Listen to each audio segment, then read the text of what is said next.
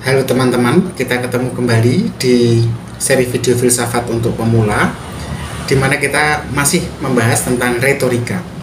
Nah, kemarin kita sudah membahas tentang etos, patos, dan logos. Sekarang kita masuk ke pembahasan mengenai teknik berbicara, yang bagaimana yang mempesona, dengan fokusnya pada intonasi, gestur ya, gerak badan, gerak tubuh, dan diksi atau pilihan-pilihan kata. Jadi begini, jika teman-teman memang ingin belajar bagaimana berbicara dengan lebih menarik dan lebih berpengaruh, maka ya intonasi, gestur, dan diksinya juga harus kita latih dan kita ulang-ulang terus berlatihnya. Mari kita mulai. Pertama-tama kita lihat dulu, kenapa sih teknik berbicara itu penting? Jadi begini, banyak orang berpikir bahwa berbicara ini hanya masalah apa yang dikatakan gitu. Atau kalau kita berbicara tentang sesuatu yang menarik, jadi dari sesuatu yang menjadi konten itu sendiri menarik, maka orang akan tertarik. Tapi tidak begitu ternyata. Yang membuat orang tertarik mendengarkan orang berbicara adalah juga bagaimana cara mengatakannya. Bahkan konten yang tidak menarik pun akan menjadi menarik ketika dikatakan dengan cara yang benar, cara yang baik. Nah teman-teman, dengan teknik yang tepat sebenarnya kita bisa menarik perhatian audiens, tetapi lebih dari itu juga bisa membuat pesan kita mudah dipahami. Dan akhirnya yang ketiga, kita bisa membangun koneksi yang menjadi lebih kuat antara diri kita dan pendengar kita atau audiens kita. Contohnya sebuah pidato yang mungkin isinya membosankan, tetapi disampaikan dengan suara yang tidak monoton, pidato itu akan menarik untuk didengarkan. Apalagi ketika disampaikan pidato itu dengan dilengkapi gestur yang tepat, sehingga pesannya juga menjadi lebih hidup. Dan jangan lupa, diksi-diksi yang digunakan juga diksi-diksi yang bisa mempengaruhi emosi pendengarnya dan mudah dipahami, itu akan jauh lebih efektif. Nah, intonasi ini sejak tadi saya sebut, ini sebenarnya hal yang penting dan seringkali diabaikan oleh para pembicara. Intonasi ini perkara naik atau turunnya suara teman-teman saat berbicara, nada berbicara. Teknik intonasi itu, percaya atau tidak, itu bisa membantu kita sebenarnya untuk menekankan poin penting dan membuat pembicara menjadi lebih tertarik. Karena kalau sejak awal kan audiens itu nggak mungkin harus fokus terus pada pembicara ya, karena akan melelahkan. Maka pembicara harus tahu kapan memberi kesempatan pendengarnya untuk rest atau istirahat, kapan pendengarnya harus fokus. Maka variasikan selalu nada suara. Jangan berbicara dengan nada yang datar. Gunakan variasi yang tinggi atau yang rendah. Dan jangan lupa gunakan jeda secara strategis. Maksudnya kita tidak bisa derujur ya dalam bahasa Jawanya atau bicara terus gitu. Ada waktunya untuk berhenti. Nah, jeda ini adalah waktu yang tepat sebenarnya untuk memberikan efek dramatis. Efek yang orang kemudian diam, terpaku. Dan kemudian menambah bobot pada kata-kata tertentu yang digunakan gitu. Nah, lalu yang berikutnya adalah menyesuaikan kecepatan berbicara. Orang berbicara cepat itu hebat. Tapi kalau terlalu cepat berbicara terus-menerus, orang lelah mendengarnya. Gunakan ritme yang tidak cepat, kadang cepat, tapi juga kadang tidak cepat dan tidak lambat. Sehingga audiens itu bisa mengikuti alirannya. Misalnya begini, kita akan bicara mengenai dua kalimat yang hampir serupa.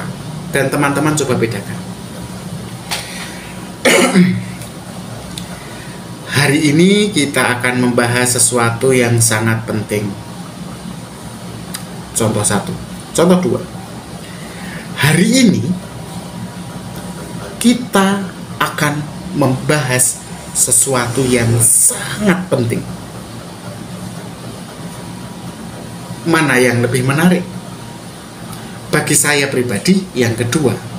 Karena menggunakan ada jedanya, hari ini lalu diam, kita akan membahas sesuatu yang sangat menarik. Jadi ada variasi intonasi, ada variasi dalam intonasinya.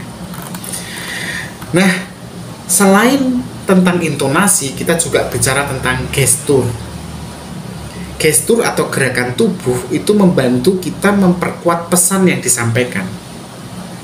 Jadi ada beberapa tips sebenarnya teman-teman ketika kita hendak menggunakan gestur. Sedapat mungkin gunakan gestur itu tidak dibuat-buat ya, tapi alamiah. Jangan terlalu kaku, tapi juga jangan berlebihan. Ekspresi wajah itu ya sesuai dan penting ya. Jadi ketika kita sedang menyampaikan sesuatu yang penting, ya kita wajahnya yang disesuaikan gitu. Jadi jangan menyampaikan sesuatu yang penting tapi kita justru wajahnya datar atau malah senyum-senyum. Iya kan? Kita juga bisa gunakan anggukan ya, mengangguk atau ekspresi yang serius atau senyum. Itu bisa membantu kita mengkomunikasikan emosi, mimik muka. Ketiga, kontak mata dengan audiens. Karena dengan kontak mata dengan audiens Anda bisa lebih dipercaya dan bisa menghargai dari audiens yang mendengarkan. Kalau teman-teman agak kaku atau awkward ketika harus menatap mata, tatap bagian dahi antara dua mata dari audiens. Ini teknik aja. Jadi seolah-olah memang teman-teman sedang menatap, tapi sebenarnya tidak menatap. Nah teman-teman yang harus hindari, itu tadi tips-tipsnya ya, tapi juga ada yang harus dihindari dalam gestur. Pertama, gerakan tangan yang terlalu berlebihan atau yang terlalu sedikit, terlalu kaku, ya, membosankan. Lalu tatapan mata yang kosong, yang seperti gak ada ide apa-apa, itu juga tidak terlalu baik. Lalu ketika teman-teman eye contact ya, itu pastikan eye contact gak hanya ke satu orang ya, kalau ada banyak orang di situ, tapi ke beberapa orang supaya nggak malah kayak menantang berkelahi kalau satu orang terus diperhatikan. Nah, keempat, bagian yang ketiga adalah yang paling penting tadi. Selain intonasi, gestur, juga ada diksi yang jelas dan efektif ya. Jadi usahakan gunakan kata yang mudah dipahami dari pendengar. Jangan gunakan bahasa atau jargon-jargon yang kadang terlalu teknis ya, yang kadang-kadang pembicara awam nggak tahu. Karena misalnya kita ngomongin tentang filsafat, kita bicara eksistensialisme adalah perkara tentang bagaimana epitomea dan ada epitomea, tomos, itu jargon kan, jargon filsafat. Tetapi ketika didengarkan orang umum ya orang nggak paham. Lebih baik eksistensi itu ketika kita berbicara tentang hati, kita nggak bicara tomos tapi hati, bicara tentang nafsu, epitomea ya. Kita gunakan kalimat atau kata yang mudah dipahami. Kemudian untuk pelafalan ya, ucapkan kata itu dengan jelas.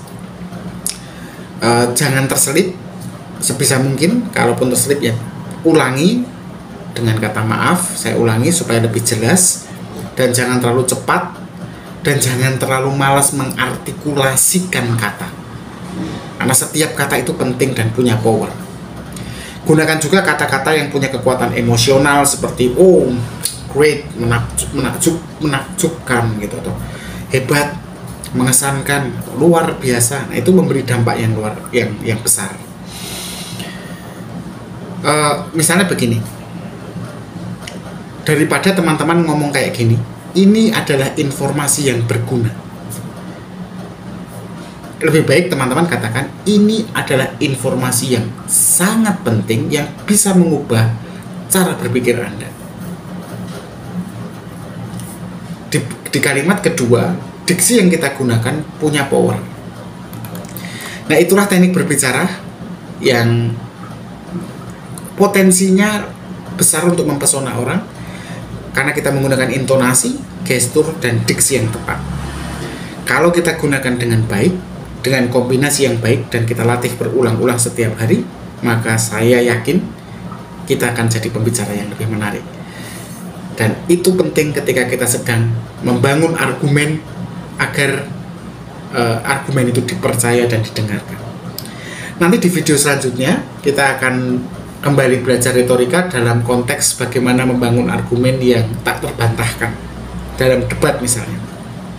Terima kasih, kita ketemu lagi di video selanjutnya. Tetap berpikir kritis.